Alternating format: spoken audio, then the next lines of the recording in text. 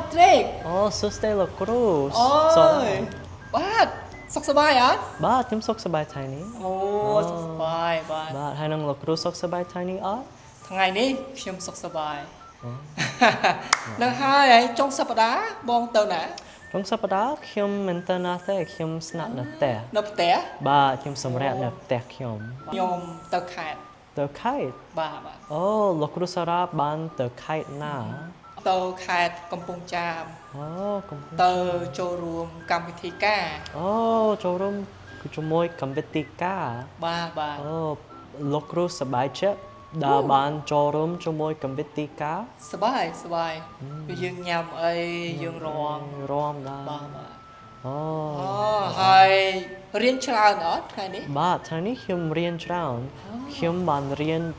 3ម៉ោង 3ម៉ោង បាទ ច្រើន ហើយ ពេលថ្ងៃរៀនអត់ ពេលថ្ងៃខ្ញុំរៀន2ម៉ោងទៀត អឺល្អបាទហ្នឹងហើយអូនិយាយអញ្ចឹងអូយខ្ញុំចិត្តដល់ម៉ោងបង្រៀន ជិតដល់ម៉ោងបង្រៀន ខ្ញុំទៅហើយអរគុណ បាទអរគុណលោកគ្រូ ច្រើន បាទ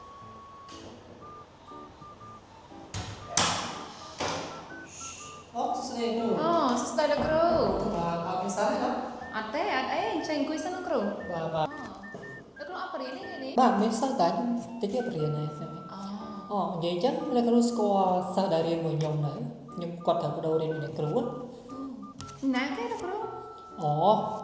គាត់ឈ្មោះ Patrick ហ៎ ខ្ញុំអត់តស្គាល់គាត់ទេប៉ុន្តែឃើញឈ្មោះគាត់ បាទបាទ ក្នុងកាយវិភាគខ្ញុំថ្ងៃនេះ ហ្នឹងហើយគាត់ចេះខ្មែរច្រើន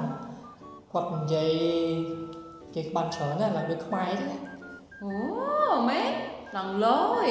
ហ្នឹងហើយអញ្ចឹងអ្នកគ្រូស្អែកជួបគាត់ហើយ អូខេជួបគាត់ស្អែក បាទ ចាអរគុណច្រើនលោកគ្រូ បាទបាទ ហ្នឹង ទៅ ហើយ ទេ លោកគ្រូអរគុណ ខ្ញុំដល់មក